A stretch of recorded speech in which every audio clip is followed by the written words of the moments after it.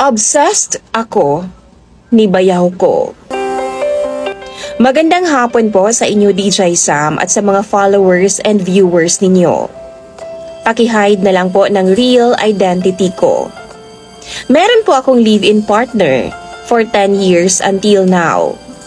Nagkakilala po kami way back 2015 sa isa pong radio station. No boyfriend po ako since birth at edad ko po nung time na yon, 26. Siya ang first ko sa lahat. Ngayon na 36 years old na po ako at yung partner ko naman is 35 years old. Kasambahay po ako dati sa Fairview, Quezon City. Nag-meet po kami ng partner ko after 6 months of chatting online somewhere sa Quezon City lang din. Taga Nueva Ecija pala talaga ang partner ko and lumuwas lang siya ng Maynila para mag-meet up kami. Second meet up namin, bumisita po siya sa house na pinagtatrabahuan ko. Welcome naman siya doon. Nakilala niya ang stepsister ko dahil kasama ko din naman siya sa work. Anak po siya ng stepfather ko. Fast forward, may napansin ako na kakaiba na parang may something sa stepsister ko. Nalaman ko na lang na nagsisend pala siya ng mga hubad na pictures sa partner ko.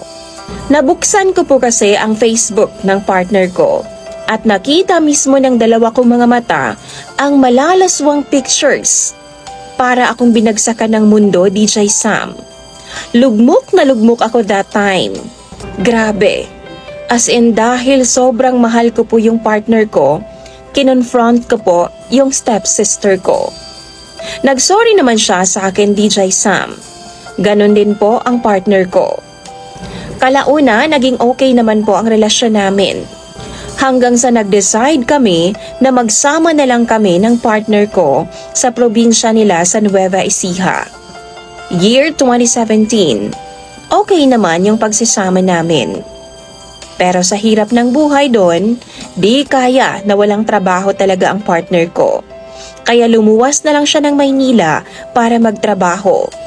Naiwan ako sa kanila, kasama ko sa bahay si tatay ng partner ko at bunso niyang lalaki. Natawagin na lang natin sa pangalang Angelo. Natakot po ako, DJ Sam, na matulog mag-isa sa kwarto. Kaya nagpaalam ako sa partner ko kung pwede bang magpasama ako tuwing gabi kay Angelo. Nag-okay naman siya. Since bata pa naman si Angelo that time, walang mali siya. Mag-first year high school pa lang siya noon. Pero sa halos 2 taon na ganun ang setup namin, nasanay na din ako, DJ Sam, na parang nahuhulog na rin ang loob ko kay Angelo. Hindi ko lang pinansin. Umuwi naman yung partner ko every month, pero 2 days lang siya. Balik agad sa Maynila para sa trabaho. Taong 2018, nalaman ko na nambabae na naman yung partner ko. At malala, kasama niya pa sa iisang bahay. Nakita ko ang videos nila, DJ Sam, na naghahalikan. Grabe yun. Gusto ko nang mawala sa mundo ng time na yon. Parang gusto ko nang tapusin ang buhay ko. Di ko yun matanggap, kaya gumawa rin ako ng mali. Nagkasala ako at may nangyari po sa aming dalawa ni Angelo. Naulit yon ng maraming beses, DJ Sam. Kaso, parang mas lumala yung nararamdaman ko sa kanya after na may mangyari sa aming dalawa. Kaya lumuwas ako ng Maynila, DJ Sam. At nagkaayos ulit kami ng partner ko. Nagsama kami ulit. At nangungupahan kami sa Maynila. Matagal kaming walang contact ni Angelo, DJ Sam. Di ko alam kung buhay pa ba siya hanggang year 2021, umuwi po kami ng partner ko sa Nueva Ecija. Nagkita ulit kami ni Angelo. Parang di po kami magkakilala noon, ni hi, ni hoy, wala. 2 to 3 days lang kaming nagstay sa Nueva Ecija. Then, year 2023, October po yon, umuwi ulit kami ng partner ko sa Nueva Ecija. Ganun pa rin. Di pa rin kami nag-uusap ni Angelo. Walang hi, walang hello, walang kibuan. Never din akong lumapit sa kanya. Naawa ako sa kanya, DJ Sam, kaya nag-send ako ng GCash pang load. Then, bumalik na ulit kami ng partner ko sa Maynila. Pagdating namin sa Maynila, bigla na lang nag-reply si Angelo sa last chat ko. Tinanong niya ako kung kasama ko ba daw ang kuya niya. And nagtuloy-tuloy na ang communication namin. Namimiss daw niya yung nangyari sa aming dalawa noon. Kaya naman, may nangyari ring something online sa aming dalawa. At dito na nag-umpisa ang kalbaryo ng buhay ko. Na-obsessed na ako kay Angelo, to the point na hindi ko na makontrol yung emotions ko. Nagkagusto na talaga ako sa kanya, DJ Sam. Then last year, May 2024, umuwi ulit kami ng partner ko sa Nueva Ecija. Ganun pa rin kami ni Angelo, walang kibuan, para kaming hindi magkakilala. Pero nasa iisang bahay lang kami. At di ko po siya kinakausap at never akong lumalapit sa kanya. Pero nagme-message ako sa kanya ng malaswa, malandi ako sobra sa kanya simula nung nangyari yung something sa amin online.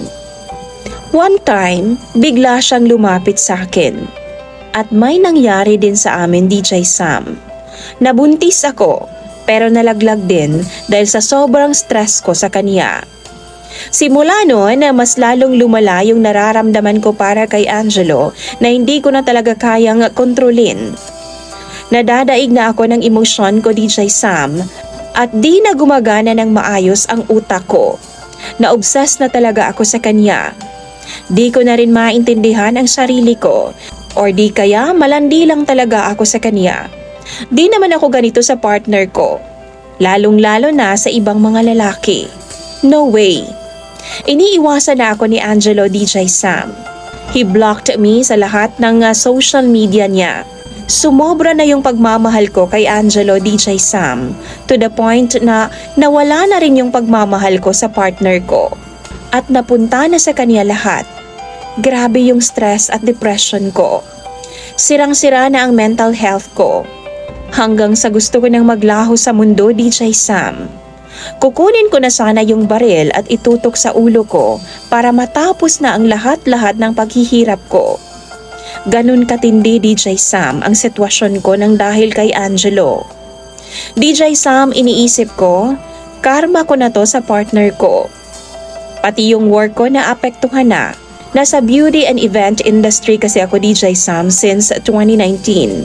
Nag-aayos po ako sa mga influencers, celebrity, etc. Pero madalas ako sa bridal wedding. Fast forward, inamin ko na lang sa partner ko na nagkaroon talaga ako ng lalaki. Pero di ko pinaalam sa kanya kung sino. Pero dahil sa di ko na talaga makontrol ang nararamdaman ko kay Angelo, yung utak ko kasi di na talaga gumagana totally. Blackout na talaga. Kaya inamin ko na rin sa partner ko kung sino yung guy. Kaso, nito lang Feb 2025 this year, bago mag-birthday si Angelo, may nangyari na naman sa amin online na lalong nagpalala sa nararamdaman ko para sa kanya. Ilang beses ko nang gustong magpakamatay, DJ Sam, dahil kay Angelo. At saksi po doon ang partner ko sa lahat. Hanggang ngayon, di pa umuwi ang partner ko sa Nueva Ecija. Di pa sila nagkikita ni Angelo. Napakalaking kahihiyan at kasalanan ang ginawa namin. Alam na rin nila sa Nueva Ecija ang tungkol sa amin ni Angelo. Pero si Angelo, wala kaming relasyon talaga. Hindi po naging kami. Ako lang talaga ang na-in-love at na-in-love sa kanya.